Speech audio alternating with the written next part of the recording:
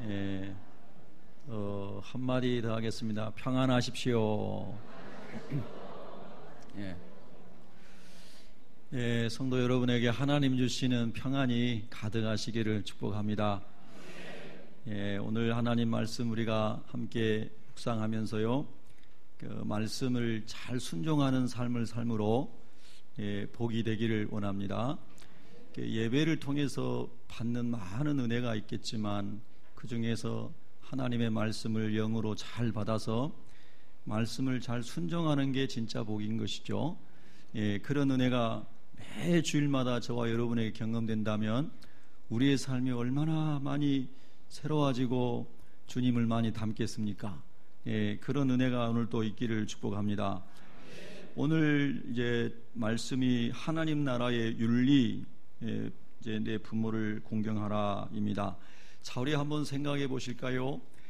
하나님께서 우리 인간을 창조하실 때에 하나님의 선하시고 사랑이 풍성하시고 거룩하신 형상으로 우리 사람을 창조하셨습니다.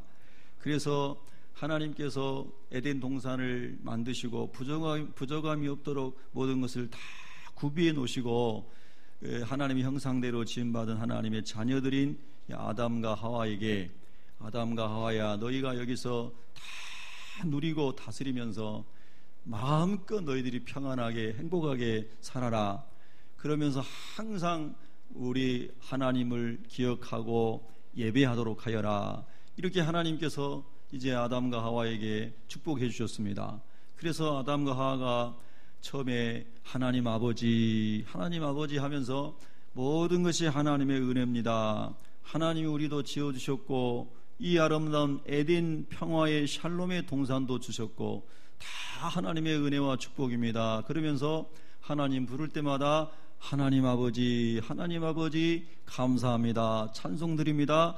그것이 에덴 동산의 삶이었지요. 한번 여러분 같이 해볼까요? 하나님 아버지. 예. 그래서 원래 우리 모든 인생의 아버지는 하나님이셨다는 뜻입니다. 모든 인생의 아버지는 하나님이셨습니다. 하나님이 우리 몸도 흙으로 만드셨고 우리의 영혼을 하나님께로부터 생명을 부어주셨기 때문에 진짜 우리 아버지는 하나님이신 것입니다.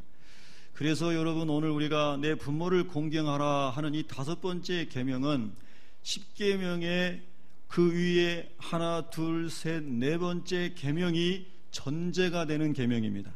즉 위에 계명이 없이 5번째 계명은 존재하지 않는다는 것입니다. 다시 말해서 우리의 진짜 아버지가 되시는 하나님을 잘 예배하고 잘 공경하고 그 하나님을 잘 영화롭게 하는 사람이 그 하나님이 주셔서 우리 육신의 부모님으로 주신 그 부모님도 잘 공경하고 섬길 수 있다는 뜻입니다. 이 말을 다른 말로 하면 하나님을 영화롭게 하고 하나님을 섬김이 없는 부모 공경은 사실은 성경적으로 성립이 안 된다는 뜻입니다. 여러분, 우리가 부모님을 공경할 때에 그래서 하나님을 멀리하고, 즉 우상을 섬기고 죄를 짓는 것까지 부모님이 강요하실 때는 그거를 우리가 순종할 수 없습니다. 첫째, 둘째, 셋째, 넷째 계명을 다 지키면서 그리고 우리가 그 부모님의 교훈에 우리가 순종할 때에 진짜 하나님 원하시는 하나님의 나라가 되는 것입니다. 이게 전제되어 있는 말씀입니다. 자, 우리가 그것을 한번 생각하면서 아담과 하와가 적어도 사단의 공격을 받기 전에는 그렇게 하나님을 아버지 부르면서 하나님 아버지를 공경하고 예배하는 사람이었습니다. 근데 어느 날 사탄이 와서 하와에게 악을 알게 하는 과실을 따먹어라. 그러면 너가 하나님과 같이 된다. 그래서 그것을 따먹고 나서, 즉 하나님을 공경하지 않고 하나님의 말씀을 불순종함으로 죄를 범하게 된 것입니다. 그 남편에게도 같이 따먹게 해서 남편도 따먹었습니다. 즉 남편도 하나님 아버지를 경외하고 공경하는 삶을 거절했다는 뜻입니다. 그래서 우리 인류에게 맨 처음에 부모를 공경하지 않았던 사람이 아담과 하와가 된 것입니다. 그래서 죄 가운데서 심판을 받고 수고하고 땀을 흘려야 살고 흙으로 돌아갈 때까지 그렇게 수고하고 땀을 흘려야 된다, 이런 징계를 받았습니다. 그런데 죄 짓기 전에는 몰랐는데 죄를 짓고 나니까 부끄러운 모습들이 다 보입니다. 그래서 하나님께서 짐승을 잡아서 짐승의 가죽으로 아담과 하와의 부끄러운 것을 가리워 줬습니다. 그것은 많은 학자들이 하나님께서 양을 잡아서 양의 가죽으로 그 부끄러움을 가려줬다고 생각합니다. 그리고 그 양은 세상 죄를 지어가는 하나님의 어린 양이신 예수님을 예표한다고 말씀합니다. 자, 그래서 제가 생각하기로 그 하나님이 가죽옷을 지어 입혀주시고 부끄러움을 가려주시면서 아담아, 하와야, 너가 영적인 아버지인 하나님을 공경하지 아니하고 마귀의 말을 듣고 죄를 지어서 부끄러운 가운데 있지만은, 그러나 내가 너희 부끄러움을 다 가리워준다. 이제 다시 하나님을 잘 순종하고 예배하는 사람이 되어라. 그렇게 하나님께서 저는 아담 부부에게 말씀하셨으리라고 생각합니다. 그래서 이 아담 부부가 하나님을 잘 예배를 하면서 자기 아들들에게도 하나님을 잘 공경해야 된다, 하나님을 잘 예배해야 된다, 그렇게 가르쳤으리라고 생각합니다. 그래서 이제 그의 가족이 하나님 앞에 예배를 드리는데, 아벨은 육신의 부모님인 부모님의 말씀을 잘 순종해서 히브리서의 성경에 보면은 믿음으로 하나님께 예배를 드렸다, 그렇게 되어 있습니다. 그런데 이 가인은 믿음으로 예배를 드리지 아니하고 아마 종교적이고 형식적이고 그런 예배를 드린 것 같습니다. 그래서 하나님께서 가인의 예배는 받지 않으시고 아벨인 동생의 예배를 받았습니다. 자, 부모님의 가르침을 잘 순종한 아벨과 잘 순종하지 못한 가인의 삶은 전혀 다른 길로 가게 됩니다. 아벨은 믿음의 사람으로 믿음의 조상의 반열에 이름이 들어가는가 하면, 이 가인은 살인자의 최초의 살인자의 이름을 올리게 되는 것입니다. 여러분, 하나님의 말씀을 따라서 그대로 아들들에게 전했던 아담과 하와의 그 말을 가인과 아벨이 잘 순종하고 신령과 진정으로 드리는 예배자, 그리고 하나님 말씀대로 살려고 하는 참다운 예배자가 됐으면은 그 가정에 살인사건이 없었을 것입니다. 그 가정의 형제간에 그런 엄청난 저주 같은 일이 없었을 거라는 것입니다. 여러분, 사실은 우리 인간에게 그래서 그때부터 가장 무서운 죄악이 들어온 것입니다. 부모 공경을 잘 했으면 하나님 잘 섬기게 되는 것이고, 하나님 잘 섬기고 말씀대로 살았으면 그런 일이 없었을 거라는 것입니다. 세월이 많이 흘렀습니다. 노아의 시대가 지나가고 모세의 시대가 되었을 때에 하나님께서 모세에게 말씀하십니다. 모세야, 이 애굽 땅에서 노예 생활하고 있던 마귀의 종으로 살고 있던 이 백성을 내가 구원해서 광야 40년 동안을 거쳐서 약속의 땅인 가나안으로 들여보낸다. 그 가나안은 하나님 나라 천국의 모형이다. 그런데 가나안에 가서 살아야 될 내 백성은 내 말씀을 순종하고 살아야 된다. 그러니 내가 이 말씀을 새겨서 너희에게 준다. 하나님께서 돌판에다가 그냥 하나님의 불로 그 글자를 새겨서 십계명을 주셨습니다. 저는 이런 생각해 봤습니다. 천국에 이 십계명이 있을까? 없습니다. 타락하기 전에 이 십계명이 있을까? 없습니다. 왜냐하면 그전에는 죄가 없었기 때문입니다. 그전에는 다 하나님만을 섬기고 하나님의 성품대로 하나님의 나라를 누리고 살았기 때문에 이렇게 금해할 필요가 없었다는 뜻입니다. 그런데 하나님 떠나가지고 죄짓고 살게 되니까 하나님의 형상대로 회복하고 하나님 나라를 다시 누리며 살게 하기 위해서 사랑의 계명으로 십계명을 주신 것이죠. 그래서 오늘 여러분이 5번째 계명의 부모에 관한 계명도 하나님을 공경하는 계명 다음에 이어져서 오는 것인데, 자, 여러분 생각해 보십시오. 하나님의 말씀을 또 불순종하는 세대들이 광야에서 그 부모 세대들이 다 죽습니다. 가데스 바네아에서 가나안 땅을 정탐하라고 각 지파에서 정탐꾼을 보냈는데 12명의 정탐꾼 중에 10명은 믿음의 보고를 하지 않고, 즉 하나님의 언약을 믿고 믿음으로 말하지 않고 그냥 환경만 보고 그들이 그 땅을 박토라고 저주하고 우리는 저 사람들 앞에서 메뚜기같이 연약한 사람들입니다 하고 하나님의 언약을 전혀 믿지 않습니다. 그래서 하나님께서 이 이스라엘 백성들을 그 10명의 부정적인 보고한 사람들 때문에 이스라엘 사람들이 밤새도록 통곡하면서 다시 우리를 애굽으로 돌아가게 해달라고, 우리가 다른 지도자를 뽑아서 애굽으로 돌아가자고 그러면서 모세를 막 돌로 치려고 하고 그럽니다. 하나님께서 그 사람들을 보시고 너무 하나님이 애통해 하셔서 그 세대들, 그 불신앙 가운데 불평하고 원망하는 사람들을 다 죽였습니다. 전부 죽였습니다. 그리고 그들의 자녀들, 20세 이하의 그 자녀들이 광야에서 40년 동안을 하나님 섬기는 것을 배우게 한 다음에 그리고 여호수아를 지도자로 세워서 가나안 땅에 들어가게 합니다. 여러분, 이것은 영적인 무슨 의미가 있는 겁니까? 하나님 아버지를 온전히 말씀으로 섬기지 못하고 불순종함 가운데 살았던 그들을 다 멸절시키고 광야에서 하나님의 말씀을 따라 살아가는, 즉 아버지를 경외하고 아버지를 공경하는 세대들에게 하나님께서 다시 이 10계명을 만들어 주시면서 이 계명을 가지고 가나안 땅에 들어가서 잘 너희들이 자녀에게 가르쳐라. 그리고 자녀들도 그대로 잘 그 순종하도록 해라. 그러면 그 가나안 땅에서 생명이 길 것이고 그 땅에서 풍성한 소출을 얻어서 너희들이 참으로 하나님의 복을 받고 살 것이다. 이렇게 하나님께서 말씀하시면서 십계명을 주셨습니다.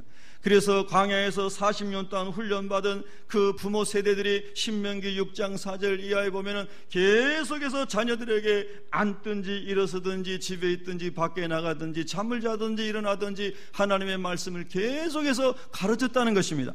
바로 그 말씀이 중요한 시작입니다. 그 하나님의 말씀을 가르치는 그 부모님들에게 순종해라. 그 하나님의 말씀을 가르치는 이스라엘의 장로들에게, 어른들에게 순종해라. 그러면 너희들이 가나안 땅에서 생명이 길고 잘 될 것이다. 이것이 부모 공경에 대한 하나님의 말씀의 기초인 것입니다. 여러분, 정말로 우리 기독교는 얼마나 하나님께서 모든 사람을 사랑하시는지, 특별히 이 연장자를 하나님이 존중하시고 하나님이 귀하게 여기시고 또 그렇게 사는 것이 하나님 나라의 윤리라고 하는 것을 가르쳐 주는 것입니다.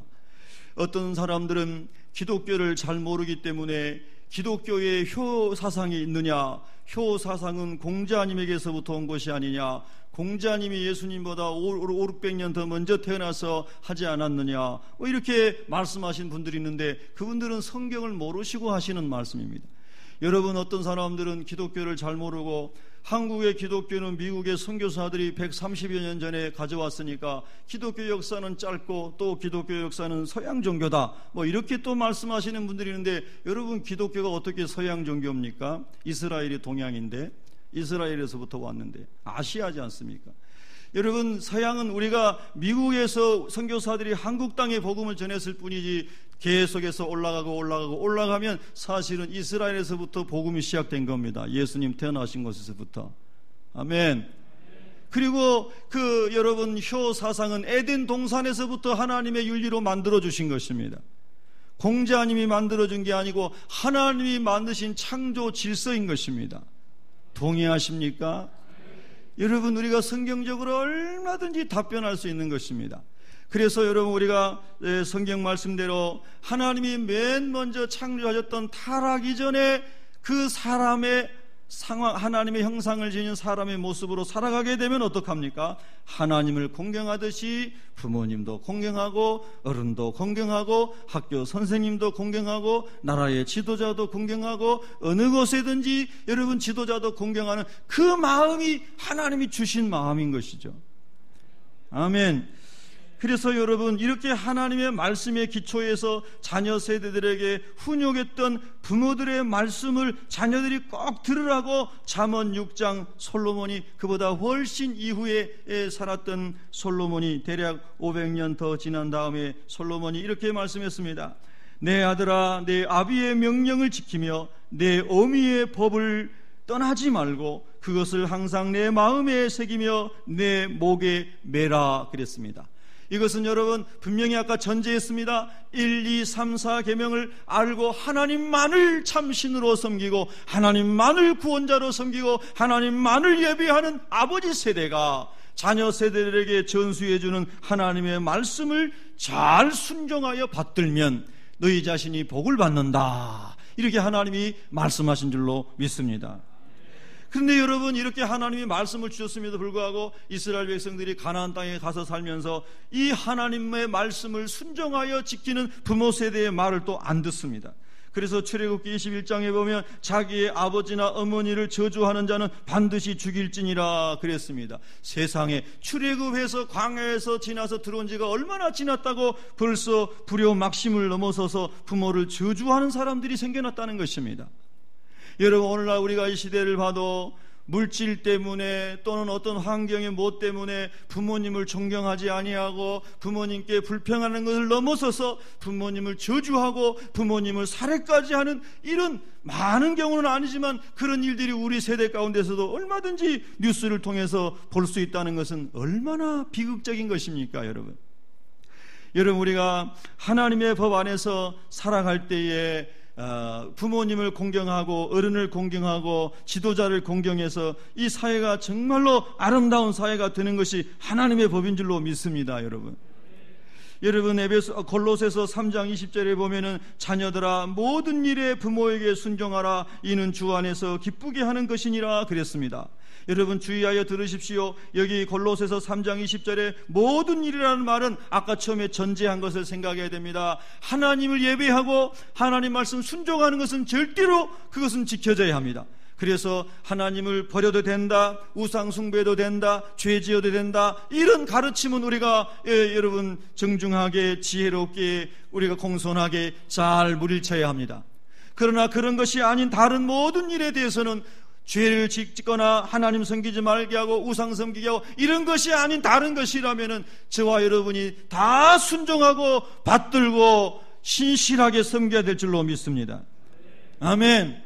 그러면은 또 어떤 사람들은 이렇게 불평할 수 있습니다. 우리 부모님 나한테 해준 게 아무것도 없는데요, 우리 친구네 아버지는요 막 이렇게 자녀들에게 잘해주는데 우리 아버지는 그렇지 못해요.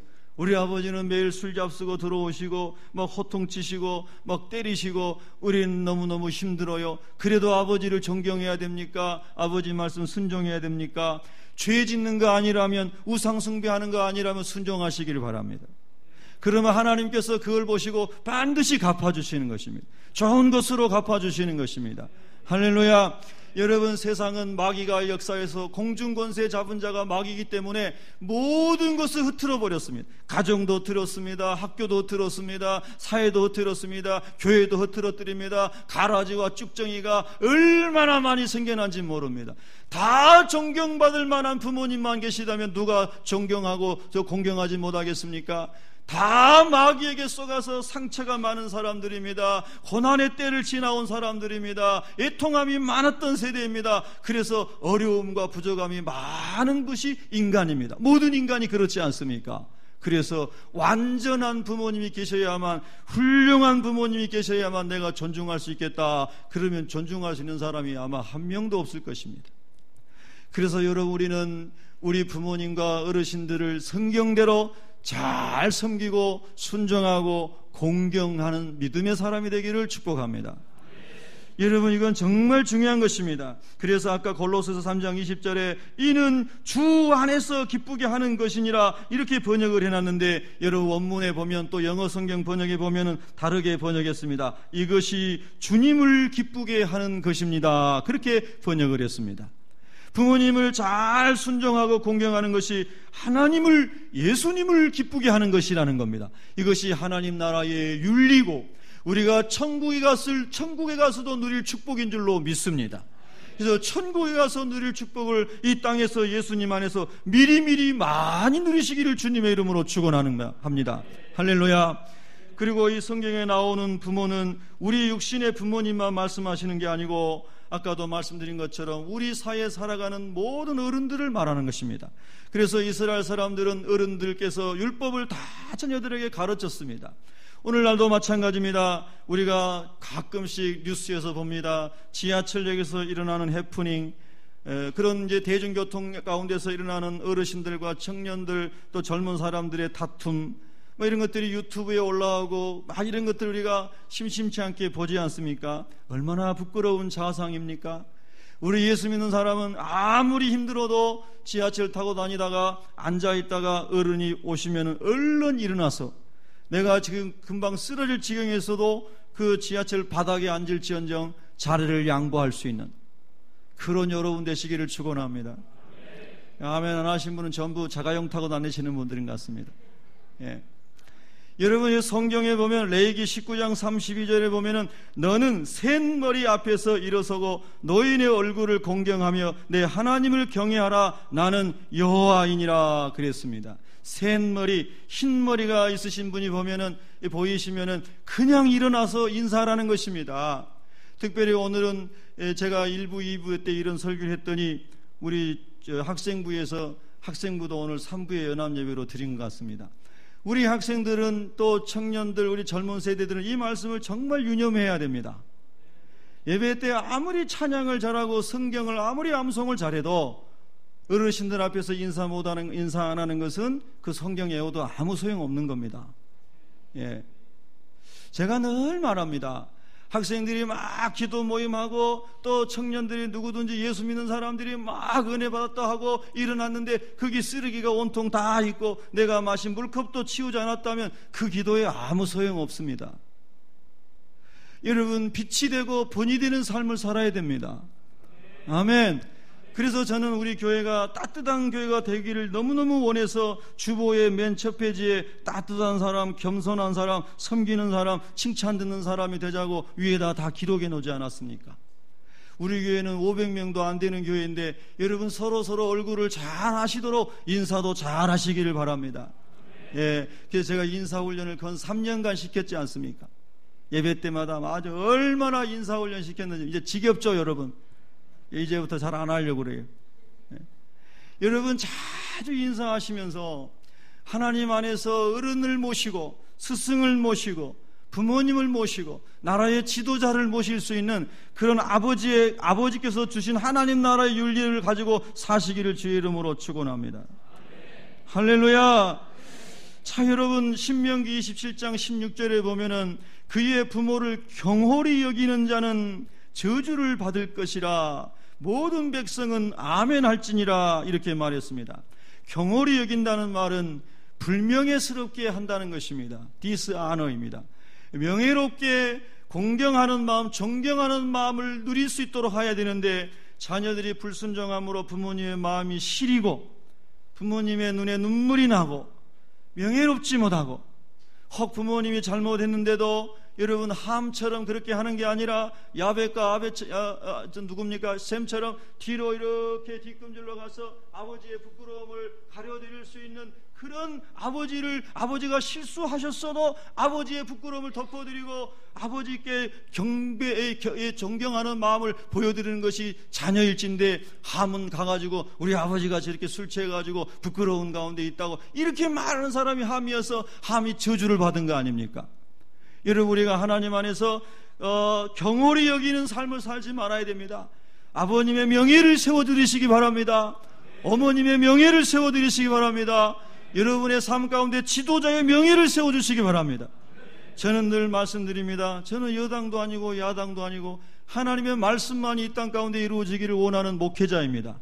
그래서 하나님이 허락하셨기 때문에 여당이든 야당이든 어떤 사람이든 대통령도 되고 지도자가 되기 때문에 세워진 지도자를 존중해야 되는 것입니다. 그리고 하나님께서 함께 하시도록 기도해야 됩니다. 불의를 눈 감으십시오, 악을 눈 감으십시오 이런 설교가 아닙니다. 여러분 다 그런 거는 분별을 할 수 있지 않습니까? 그리고 공의를 세우기 위한 제도도 있고 기관도 있고 사명자들도 있지 않습니까?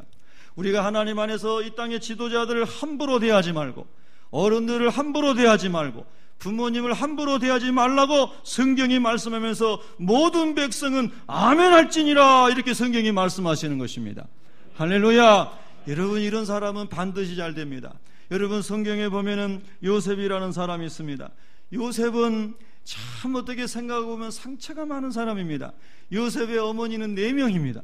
여러분 집안에 엄마가 4명인 사람 없잖아요. 우리 학생들 그렇죠? 혹 옛날의 어르신들은 모르겠습니다만은 그런데 여러분 요셉의 아버지는 야곱인데 야곱이 라헬을 좋아했는데 장인이 속여서 레아를 먼저 줬습니다. 레아하고 먼저 원치 않는 결혼했습니다. 그리고 두 번째는 라헬하고 했습니다. 두 사람인 자매가 막 시기 질투해서 그들의 종들하고도 또 해서 사이에서 자녀가 나왔습니다. 그래서 12아들을 낳았습니다. 그런데 여러분 요셉은 그 중에 라헬이 낳은 11번째 전체적으로 볼 때 11번째 아들이었습니다. 이제 여러분, 이 야곱이 라반의 집에서 20년 이상을 살다가 자기 분깃을 얻어가지고 이삭 아버지가 계시는 가나안 땅을 향해서 가는 여정에, 거기서 여러분 베들레헴에 거의 이르렀을 때에 라헬이 또 진통에 와가지고 아들을 낳습니다. 그 아들이 베냐민이라는 아들입니다. 그런데 이 요셉의 친동생을 낳으면서 요셉의 친엄마인 라헬이 그만 죽습니다. 그래서 길가에다가 매장을 했습니다. 어린 나이에 요셉이 자기 친어머니가 길가에서 자기 동생 낳다가 돌아가시고, 그리고 자기 동생은 엄마 자기 눈으로 한 번도 보지 못하고, 이런 것을 이 동생이 어린 나이에 이 요셉이 경험을 합니다. 그리고 이제 돌아와서 아버지와 같이 사는데 새어머니는 다 자기를 별로 좋아하지 않습니다. 이복 형님들도 자기를 좋아하지 않습니다. 그런데 요셉은 성경을 종합하여 보면은 아주 공의로운 사람이고요, 그리고 거룩한 삶을 사는 사람이고요, 그리고 영적으로 하나님 앞에 깨어있는 사람이었습니다. 그러니까 이렇게 좋은 장점을 가지고 있습니다. 그리고 또 야곱의 입장에서 볼 때 요셉이 어린 나이에 엄마가 죽었고 어린 동생이 그러고 있으니까 특별히 야곱이 이 요셉을 사랑합니다. 어떻게 보면 편애라기보다는 그럴 수밖에 없는 상황이지 않겠습니까? 그런데 여러분, 그 야곱의 요셉의 형들이, 이복 형들이 요셉을 너무너무 시기하고 미워하고 막 힘들게 하는 겁니다. 제가 오늘 새벽에도 1시 반에 일어나서 성경을 읽기 시작했습니다. 창세기를 열심히 읽으면서 요셉을 다시 한번 깊이 봤습니다. 요셉이 얼마나 힘들었을까? 형들이 시기 정도를 뛰어넘어서 미워하고 미워하는 정도를 뛰어넘어서 더욱 미워했더라, 이런 말씀이 계속해서 반복해서 나오는데 요셉이 살맛이 안 났겠구나. 자, 그런데 어느 날 아버지 이스라엘이 이제 야곱이 변하여 이스라엘로 이름 바뀌었지 않습니까? 이스라엘이 요셉을 부릅니다. 요셉아, 내 아버지. 그 말은 성경에 없습니다. 그 갔더니 아버지가 요셉아, 네 형들이 저 세겜에서 양을 치고 있지 않느냐? 네 형들이 안전한지, 그리고 얼마나 배고프겠니? 너가 먹을 것을 가져가서 형님들에게 드리고 형님들이 안전한지 안부를 묻고 와라. 그러니까 아버지께서 말씀하신데, 여러분이 요셉이라면은 어떻게 대답을 하시겠습니까? 우리 여기 있는 우리 사랑하는 우리 자녀들, 청소년들이 요셉이라면 여러분 어떻게 여러분은 아버지께 대답을 했겠습니까? 아버지 싫어요. 아버지 아시잖아요. 이복 형님들이 나를 얼마나 미워하는지 누구보다도 아버지께서 잘 아시지 않아요? 내가 형님들에게 얼마나 상처가 많은데, 내가 만약에 도시락 가지고 거기 갔다가 형님들이 나를 죽일 수도 있고 해롭게 할 수도 있는데, 아버지 나는 버리지 말았으면 좋겠어요. 이런 마음이 요셉에게 있었을 수도 있어요. 성경에 기록되지는 않았지만.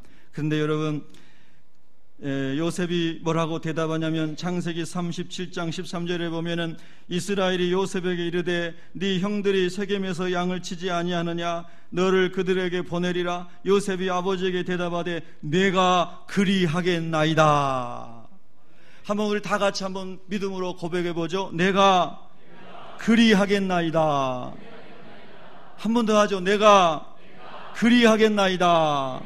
할렐루야. 여러분, 이렇게 대답할 수 있는 사람이 이미 복을 받은 사람입니다. 여러분, 다 불순종하고 자기가 행하고 싶은 대로 간 사람 치고 잘된 사람 없습니다. 그리고 영적으로도 마찬가지고 육신적으로도 마찬가지입니다. 부모님이 존경스럽지 못한 혹 그런 부모님일지라도, 학교 선생님이 나라의 지도자가 교회 목회자가 혹 그런 사람일지라도, 우리가 하나님 안에서 잘 순종함으로 받들면 하나님은 그 순종하는 사람에게 복을 주시는 겁니다. 그리고 못된 지도자도 순종하는 사람을 통해서 하나님이 변화시켜 주시는 겁니다. 부모님이 술 취하고 그리고 부모님 역할 잘못하는 부모님 혹 있다 할지라도 자녀가 계속해서 순종하고 너무나 신실하고 너무나 열심히 너무나 깨끗하게 너무나 거룩하게 하나님 말씀대로 살아가면 그 부모님이 감동을 받아서 돌이키는 것이죠. 그래서 새 사람 되는 것이죠. 하나님의 역사가 일어나는 것이죠. 할렐루야. 그런 역사를 일으킬 수 있는 사람들이 예수 믿는 사람이 있는 줄로 믿습니다. 여러분, 요셉이 그런 사람입니다. 요셉이 순종하고 갔는데, 여러분이 잘 아시는 것처럼 요셉의 인생의 단면만 보면 순종의 대가가 너무나 혹독한 저주였습니다. 요셉이 딱 가는데 형들이 아니나 다를까 딱 쳐다보면서 자, 저기 꿈꾸는 자가 오는도다. 우리가 저를 빨리 잡아서 죽이고 자기가 꾼 꿈이 어떻게 되는지 우리가 보자. 세상에 이게 형제들이 할 말입니까? 형제들도 이렇게 말할 정도니까 형제 아닌 사람들이 그렇게 혹시 여러분에게 말하면 시험 들지 마시기를 바랍니다. 예. 이 형제들이 그렇게 말하고 있습니다. 요셉은 그건 모릅니다. 열심히 심부름 갑니다. 그래서 형들이 은 20냥 받고 노예 상인에게 요셉을 팔아버렸습니다. 순종의 결과가 잠깐의 단편을 보면 저주 같습니다. 여러분과 제가 하나님 말씀에 순종해 살려고 열심히 사는데 즉각 응답이나 축복이 오지 아니하고 어려운 일이 더 겹겹이 올 수가 있다, 이 말씀입니다. 그러나 그것이 중요한 것이 아니라 계속해서 초지일관 일편단심으로 순종하며 나갈 때에 하나님을 사랑하는 자와 그 뜻대로 부르심을 입은 자들에게는 모든 것이 합력하여 선을 이루느니라는 하나님의 말씀이 여러분의 것이 될 줄로 믿으십니까? 그래서 요셉이 애굽에 가가지고 노예살이를 하고 있습니다. 거기서도 거룩한 삶을 삽니다. 하나님만을 경외합니다. 신실한 삶을 삽니다. 그랬더니 하나님의 때가 되매 총리로 세우시고 기근으로 다 죽을 수밖에 없었던 애굽 사람들 다 살리고 주변 나라 사람들 살리고 자기 가족 다 살리고 이스라엘 민족 살리고 하나님의 역사를 이루어가는 하나님의 사람으로 쓰임받은 줄 믿으십니까? 얼마나 위대한 삶입니까, 여러분? 부모님 말씀에 그때 요셉이 순종하지 않았더라면 요셉은 목동으로 인생을 마치고 자기 인생이 끝날 때까지 형들의 시기와 질투 속에 가슴을 치다가 죽었을 것입니다. 그런데 순종의 결과가 엄청난 역사를 이룬 줄로 믿습니다. 할렐루야. 제가 같이 교제하는 장로교 목사님이신데요, 그 목사님께서 기도하시다가 하나님께서 자꾸 마음에 감동을 주시면서 거지 전도를 한번 나가봐라 사랑하는 아들아 그러더랍니다. 이 거지 전도는 아무것도 가지지 않고 하나님이 가라는 대로 가서 걸어다니면서 전도하는 겁니다. 그래서 지난 주간 한 주간 동안 전라북도인가요? 전주가 전라북도죠. 전라북도 전주까지 기차 타고 가서 전주에서 그 목사님이 중랑구에서 목회하시는데 중랑구까지 걸어오면서 하루에 40km씩 걸으면서 전도를 하면서 어제 저녁에 도착을 했어요. 그래서 이제 제가 계속 중보하고 저도 금식하면서 같이 이렇게 교제하는 목사님이시기 때문에 그 목사님을 위해서 중보하고 금식하고 그랬습니다. 그래서 이제 다녀오셨는데요, 참 엄청난 은혜가 있었다는 거. 할렐루야. 여러분, 말로 행한할 수 없는 하나님의 은혜가 정말로 놀랍게 임한 것이죠. 여러분, 하나님께서 말씀을 주실 때 하나님 내가 어떻게 전주에서 서울까지 걸어올 수가 있겠습니까? 이 떼약볕에. 그런데 하나님께서 다 힘을 주시고 정아리는 망금 같고 다리는 천금 같은데 가슴은 새털같이 가볍습니다. 그리고 하나님께서 막 힘을 줘서 다 이렇게 승리하고 오셨습니다. 여러분, 그 목사님에게 하나님이 엄청난 은혜를 이미 주셨고 더 큰 은혜와 축복을 주실 줄로 저는 확신합니다. 순종할 수 없는 것 같아도 순종하면 하나님이 놀라운 은혜를 주시는 것입니다. 하나만 더 제가 말씀을 나누고 마치겠습니다. 정말로 순종의 모델은 우리 예수님이십니다. 할렐루야. 이 요셉은 예수님의 예표거든요. 우리 예수님은 하나님이십니다. 우리 예수님은 온전한 영광 가운데 영광만 받으셔야 되는 분이십니다. 근데 그 우리 예수님께서, 아버지 하나님께서 인류의 죄를 다 담당하고 이 사람들 다 지옥에서 건져서 천국에 가게 하려고 사랑하는 독생자 예수 그리스도를 이 세상에 보내시겠다고 천상의 삼위일체 하나님이 회의를 하실 때에 아들을 보내시고자 할 때에 예수님께서 순종하고 오신 거 아니시겠습니까? 이 땅에 오셔서 또 예수님께서 얼마나 많은 모욕과 저주와 멸시를 받으시고 십자가 지시기까지 말로 다 할 수 없는 하나님이 이 더러운 인간들로부터 말로 다 할 수 없는 고통과 저주를 받으셨음에도 불구하고 그거를 다 이겨내시면서 아버지 하나님의 보내신 말씀에 순종합니다. 십자가 지시기 전에도 겟세마네 동산에서 피눈물 나는 기도를 드리면서 아버지의 뜻이 이루어지기를 원합니다. 이 말이 뭡니까? 아버지의 뜻에 순종하기를 원합니다. 할렐루야. 그래서 예수님이 끝까지 우리 아버지 하나님의 뜻에 순종하셨기 때문에 오늘 저와 여러분이 예수 믿고 죄 용서받고 하나님의 자녀되고 천국 갈 수 있는 하나님 나라의 시민권자가 된 줄로 믿으십니까? 할렐루야. 세상에 우리가 예수님을 묵상해 보면은 우리가 예수 믿지 말라고 하는 거, 우상 숭배해라 하는 거, 죄 지어라 하는 거, 이거를 제외한 다른 것들은 우리도 다 주님 안에서 순종할 수 있지 않겠습니까? 각오가 너무 커서 아멘이 가슴속으로 되셨나 봅니다. 여러분, 우리가 정말 그렇게 주님 안에서 살아낼 때에 십자가의 능력이 우리 삶 속에서 드러나게 되는 것이고, 세상 사람들이 저 사람들은 예수쟁이다라고 인정하는 것이고, 그리고 하나님 믿는 사람이 여러분을 통해서 더 많이 일어나게 될 줄로 믿습니다. 여러분, 예수님은 반드시 다시 오십니다. 예수님 반드시 다시 오십니다. 그리고 우리가 하나님 나라 가서 그 영광을 함께 누리게 될 것입니다. 저는 이번 주 중에도 금요일 날도 금요기도회 끝나고 저녁에 밤중에 우리 집 아내랑 같이 전도하러 다녔습니다. 육신이 너무 피곤하면 잠깐 쉬고 또 회복이 되면 나가서 전도하러 다녔습니다. 열심히 다녔습니다. 제가 전도하면서 느낀 것은 복음을 받아들이는 사람도 있지만 안 받아들이는 사람이 훨씬 많다는 것입니다. 그런데 여러분, 저는 이런 생각을 갈수록 많이 합니다. 이제는 앞으로 길거리에 나가서 전도할 수 있는 길도 멀지 않았을 것이다. 그 전도할 수 있는 기회도 문이 닫힐 것이다. 여러분도 그렇게 생각하십니까? 우리나라에 아주 이 비성경적인 생각을 가지고 있는 국회의원들이 그거 입법하려고 계속해서 힘쓰고 있지 않습니까? 계속해서 길거리 전도 못하게 하려고, 예수님만이 구원자라는 것 전파 못하게 하려고 알고는 계시는지요?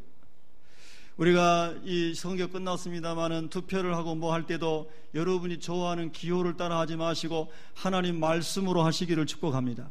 하나님 말씀으로 잘 분별해서 말씀을 대적하는 입법을 하고 말씀을 대적하는 사상을 전개하고, 이런 사람들은 여러분의 친형제라 할지라도 노해야 되는 것입니다. 할렐루야. 여러분, 어쨌든 우리가 하나님 말씀대로 잘 순종하고 말씀대로 살아가면은 오늘 여기서도 하나님 나라가 이루어질 줄로 믿습니다. 여러분, 우리 특별히 젊은 분들, 저도 젊은 사람에 들어가는 거죠. 우리 어르신들, 교회에서는 어르신들 좀 잘 이렇게 받들어 섬기시기를 바랍니다. 자, 먼저 받드시고요. 자, 우리 아버님처럼 인사 좀 하시고요. 할렐루야.